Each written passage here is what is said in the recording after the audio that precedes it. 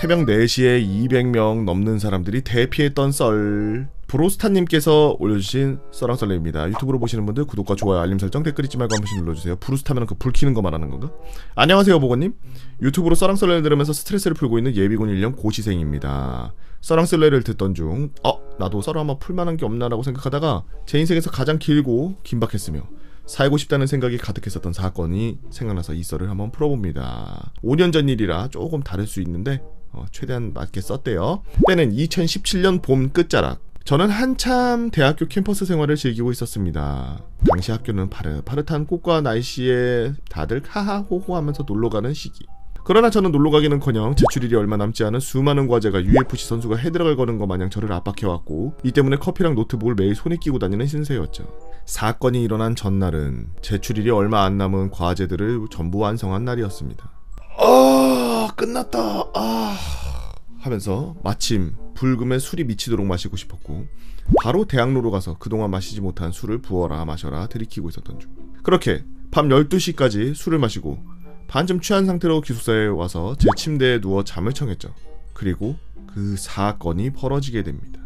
그렇게 피곤함과 술의 기운을 빌려서 잠에 빠져 있을 때쯤 밖에서 비상벨 소리가 미친듯이 울리기 시작했습니다. 비상벨 소리가 들렸지만 저는 대피는커녕 침대에서 일어날 생각도 없었어요.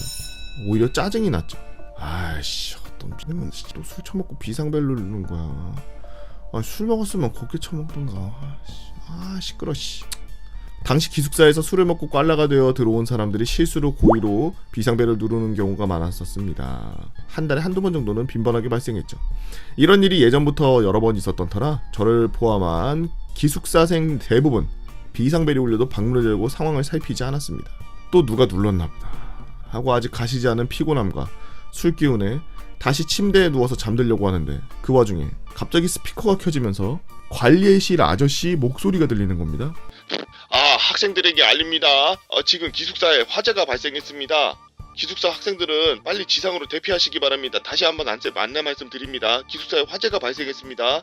기숙사 학생들은 빨리 지금 지상으로 대피하시기 바랍니다. 저는 관리실 아저씨의 다급한 목소리를 듣자마자 눈이 자동으로 떠졌고 바로 침대에서 일어났습니다. 빨리 나가려고 옷을 입으려는데 그때 밖에 빛이 조그맣게 반짝반짝거려서 저게 뭐야? 하고 바라보니 형광색 불빛을 내면서 다가오는 소방차. 으아씨! 잣됐다 하면서 반팔에 반바지 차림으로 빠르게 지갑과 핸드폰만 챙겨서 방을 나왔죠. 그리고 눈앞에 보이는 이미 대피하고 있는 같은 층 사람들이 보였습니다. 물론 잠이나 술이 덜 깨서 무슨 일이냐고 물어보거나 심지어 이 와중에 엘리베이터를 타고 내려가는 사람들도 있었죠. 그 사람들한테 그거 위험한 데라고 말하려는 찰나 이미 문을 닫고 내려갔습니다. 일단 저는 살기 위해 바로 가까운 비상구로 향했죠. 비상구에 도착하자마자 잠이 덜 깬 건지 화재 때문인지 공기가 탁하고 뿌연 느낌을 받았습니다. 바로 손수건으로 코와 입을 막은 채 계단을 내려갔습니다. 3층 정도 내려가자 더욱 탄 냄새가 많이 나기 시작했고 공기가 뜨거워지는 것 같았으며 땀도 났죠. 이때부터 저와 다른 분들의 계단 내려가는 발걸음이 막 빨라지기 시작했습니다. 다행히 계단을 무사히 내려갔고 기숙사 밖에 나가보니 보이는 것은 기숙사에 대피한 수많은 사람들이, 그리고 한쪽에는 소방차. 주말이라 외박 나간 학생들을 제외해도 좋게 200명이 넘는 사람들이 근심이 가득한 몰골로 새벽 4시에 모여있는 그 풍경은 지금 떠올려봐도 어마어마했죠. 저도 기숙사 앞 공터 앞에 앉아서 숨을 돌리면서 핸드폰을 보니 4시 32분.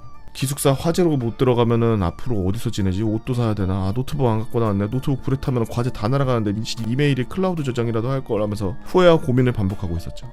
그때 같은 관 동기이자 기숙사 다른 층에 살던 동기가 저에게 왔습니다.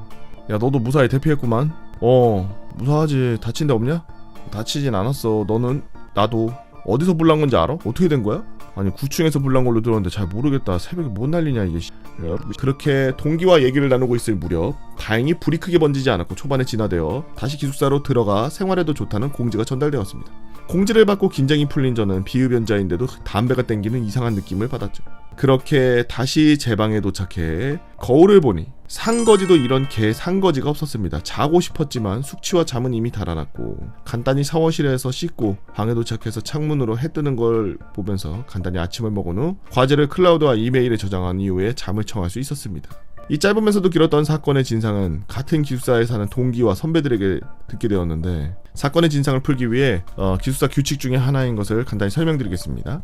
당시 학교 기숙사는 원칙상 밤 11시부터 새벽 5시까지 밖으로 나가지 못합니다. 그리고 기숙사 안에는 흡연실이 따로 없었죠. 그 말은즉슨 흡연자들은 담배를 피우려면 11시 이전에 나가서 피우고 들어오거나 5시가 될 때까지 참을 수밖에 없었다는 얘기입니다. 당연히 기숙사 안에 흡연 적발 시 벌점은 물론 강제 퇴사까지 가능했기 때문에 대부분의 흡연자들은 이 규칙을 잘 지켰죠. 하지만 몇몇 참을성이 없던 흡연자분들은 새벽에 담배를 피우고 싶었고 이를 위해 한 가지 방법을 생각했는데 바로 베란다를 이용하는 거였습니다. 당시 제가 묵었던 기숙사는 각 방마다 베란다가 달려 있었고 베란다와 방 사이에 미닫이 문이 있어 문을 열고 담배를 피면 방은 물론 복도까지 냄새가 퍼지지 않았죠. 이렇게 방이 있고 베란다가 있어서 베란다에 나가서 폈대요.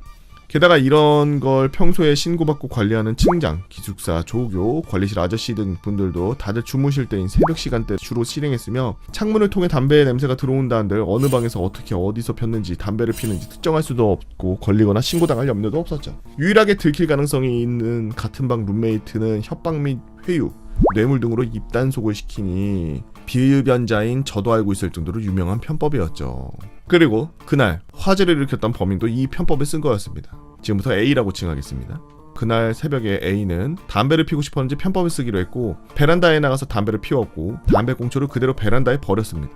여기서 문제는 버린 담배 꽁초의 불이 완전히 꺼지지 않았어요. 꽁초 근처에 있던 쓰레기들이 모여 있었습니다. 담배 꽁초에 남아있던 불은 곧 쓰레기에 옮겨 붙었고 곧 불이 크게 나기 시작했죠. 이때 화재 감지기가 작동해서 화재의 상황을 관리실에서 파악하게 되었고 제가 겪은 대피 상황까지 오게 된 거였습니다. 다행히 불은 베란다와 방, 벽, 천장을 조금 끌린 뒤 빠르게 진화되어 인명피해는 없었고 재산 피해도 크게 적었습니다.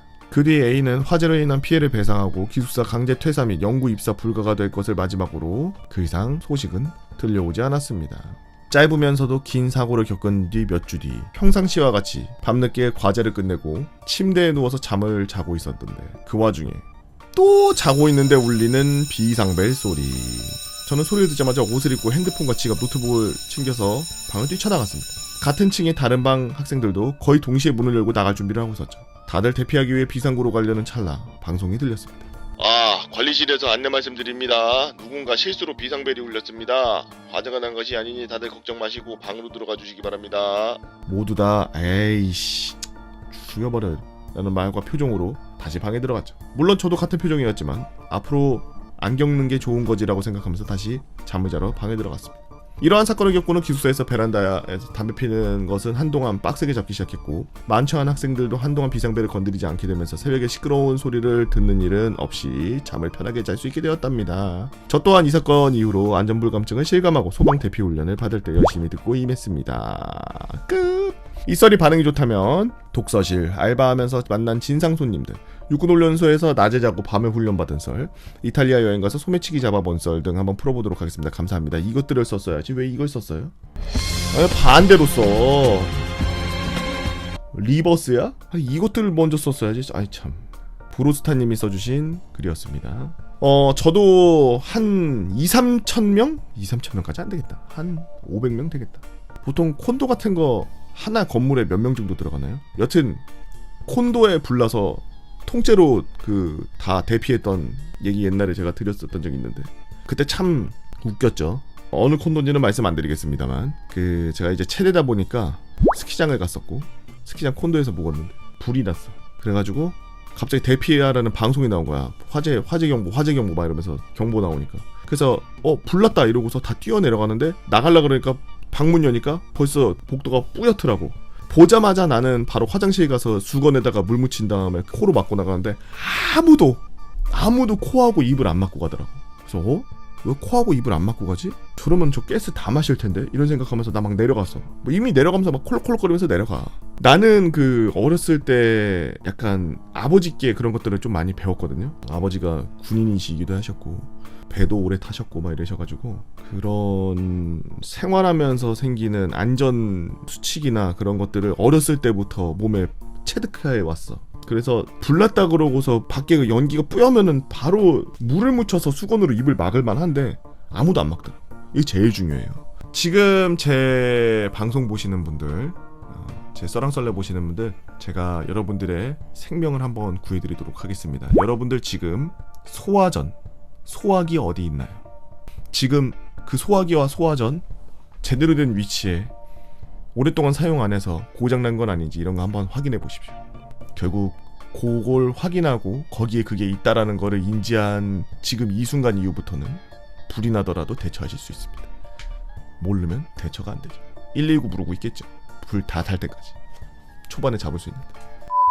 여러분들은 어떤 이야기들을 갖고 있나요? 여러분들의 재미난 이야기 네이버 카페 개보고 팬다 모여라 개팬다로 오셔서 썰렁썰레 게시판에다가 글 남겨주시면 유튜브로 작업해서 업로드하도록 하겠습니다. 유튜브로 보시는 분들 구독과 좋아요 알림 설정 댓글 잊지 말고 한 번씩 눌러주시고요. 오늘도 나라 지키기 위해서 고생하고 계시는 우리 소방 공무원분들 모두 고생들이 많습니다.